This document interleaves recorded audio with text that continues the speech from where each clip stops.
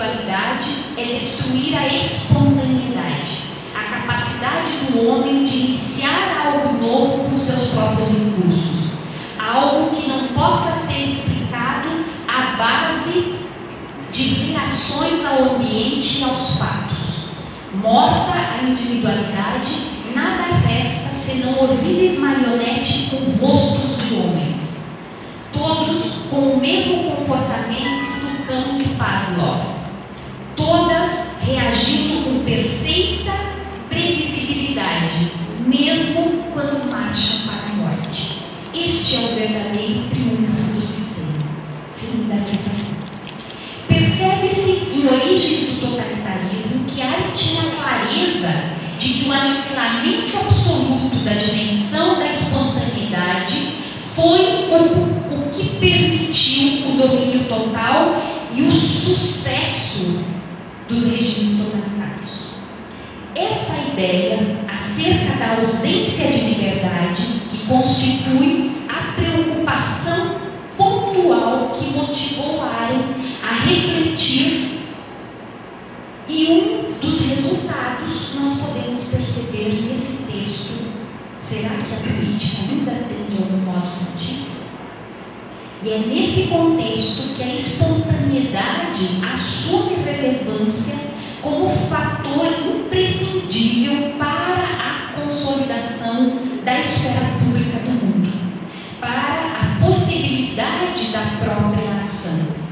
Sem espontaneidade, os diversos começos, os diversos nascimentos que o indivíduo estabelece na esfera pública do mundo, ao se mostrar aos demais, ao aparecer e dizer quem é, portanto, a cada nova ação estaria prejudicada, ou mais claramente, inexistiria. Nesse sentido, a análise que Arendt apresenta dos campos de concentração nazista se faz importante, pois ilustra com toda a veemência a total inexistência de qualquer espontaneidade naqueles campos de concentração. Nos campos de concentração inexistia qualquer possibilidade de aparecimento do indivíduo. Era a própria individualidade que inexistia, ou seja, com completa crueldade elimina-se a pessoa, a personalidade do ser humano, sem matar o corpo humano.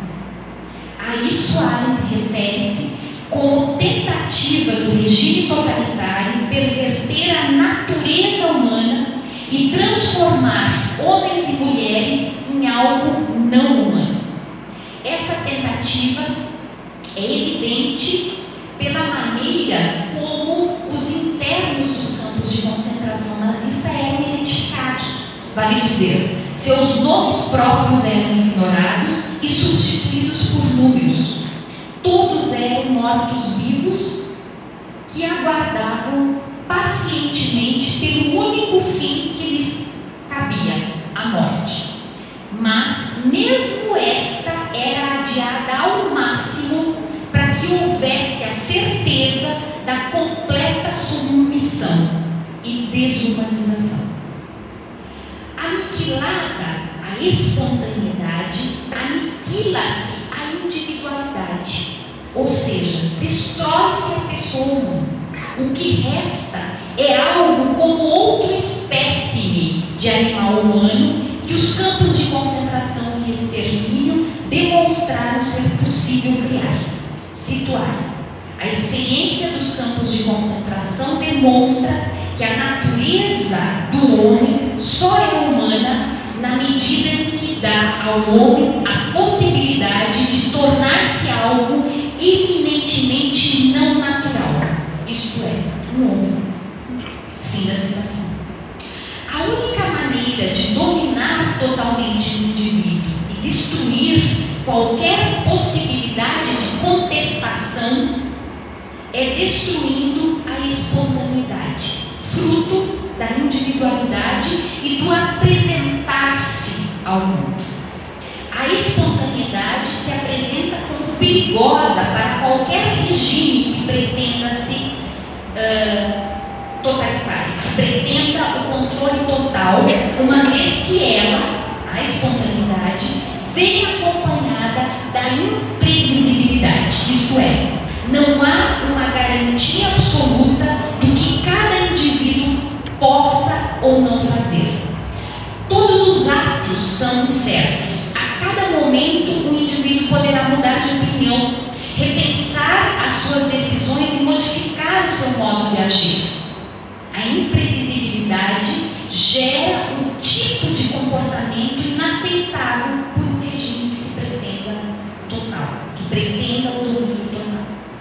Com Arendt, pode-se dizer que o objetivo do totalitarismo nazista, como apresentado anteriormente, foi manipular a natureza humana e transformar indivíduos em seres incapazes de qualquer ação, ou seja, pretendia-se o domínio total de todos os seres humanos.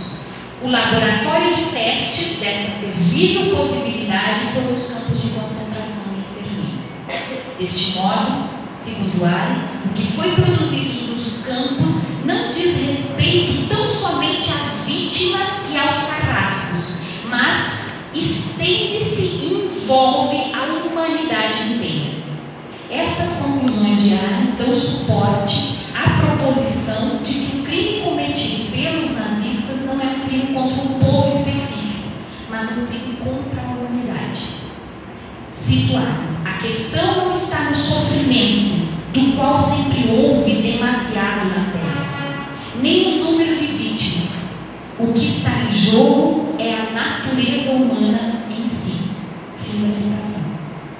Para Arendt, os movimentos totalitários, na sua ânsia de provar que tudo é possível, mostraram apenas que tudo é passível de destruição. Sob o domínio total, inexiste um espaço em que os seres humanos podem aparecer e se mostrar aos demais, espaço da aparência. O espaço da interação entre os seres humanos era totalmente aniquilado, ou seja, não havia o espaço da política, pois o espaço da política é construído no entre os homens, através da ação e do discurso espontâneo de cada um, o que não era o caso sobre os regimes totalitários. Os regimes totalitários, quando atingem o domínio total, incapacitam a reflexão crítica e a ação espontânea na esfera pública do mundo. Na verdade, nos regimes totais inexiste a esfera política, portanto, inexiste o espaço da espontaneidade, da liberdade para a ação. Então, este é o pano de fundo. O que isso provoca? Bom, nós precisamos repensar, então, essa concepção de política. O que é efetivamente essa dimensão política? Então, passo à segunda parte do desenvolvimento do conteúdo desse texto. Ser e aparecer coincidem na concepção de Arendt. E nesse sentido é que a filósofa adverte sobre a necessidade de se compreender efetivamente a condição humana. Segundo Arendt, os seres humanos são seres condicionados. Tudo aquilo que toca a vida humana é condição da existência humana. Quais são as condições da existência humana? A própria vida, a natalidade e a mortalidade, a mundanidade, a pluralidade e o próprio planeta Terra. O que é necessário analisar, e esta foi a tarefa a que se dedicou Hannah Arendt, é cada uma das atividades da condição humana precisa efetivamente serem pensadas, serem analisadas, diferenciando-as entre si ao mesmo tempo em que se percebe que o ser humano é um conjunto integrado de todas estas dimensões, de todas estas atividades.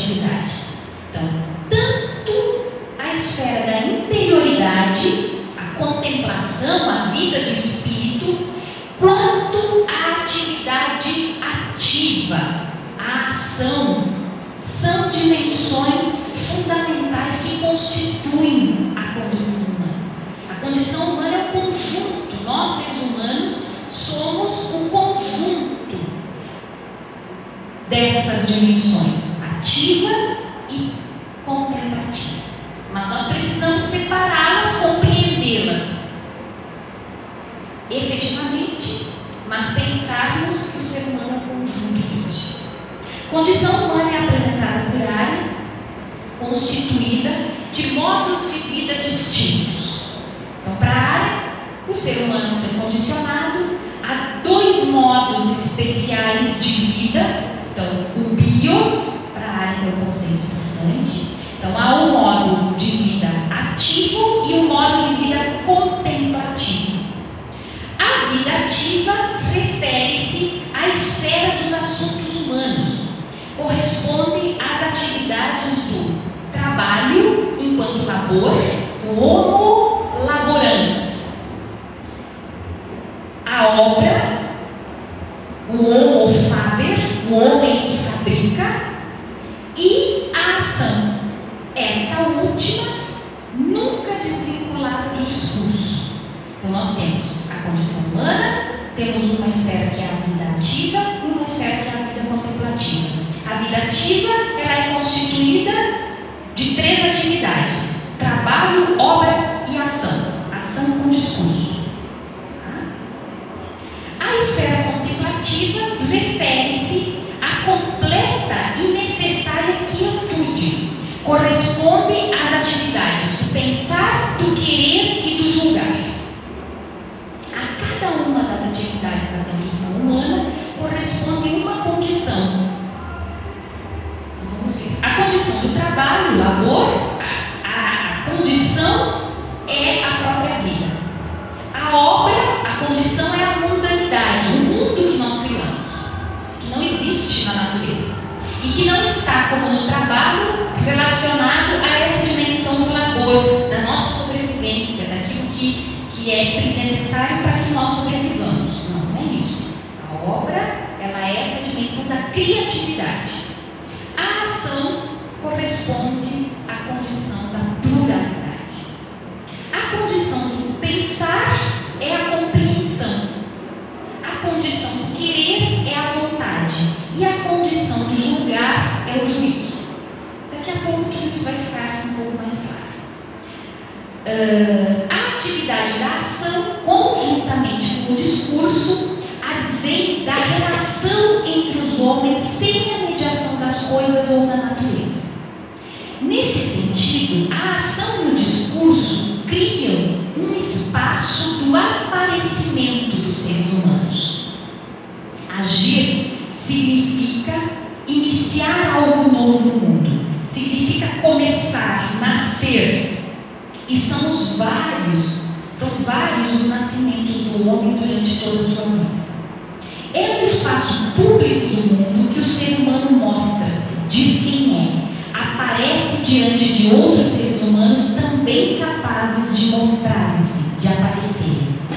É nessa dimensão pública, da ação e do discurso, que a política se constitui como o espaço entre os homens.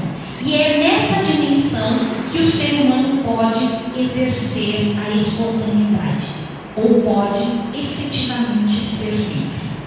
Política, segundo Arendt, é o espaço do entre os homens. É nesse espaço que se efetiva a ação e o discurso. É o espaço privilegiado da interação com os demais. Para Arendt, política e liberdade se confundem, se correspondem. Pode-se dizer, inclusive,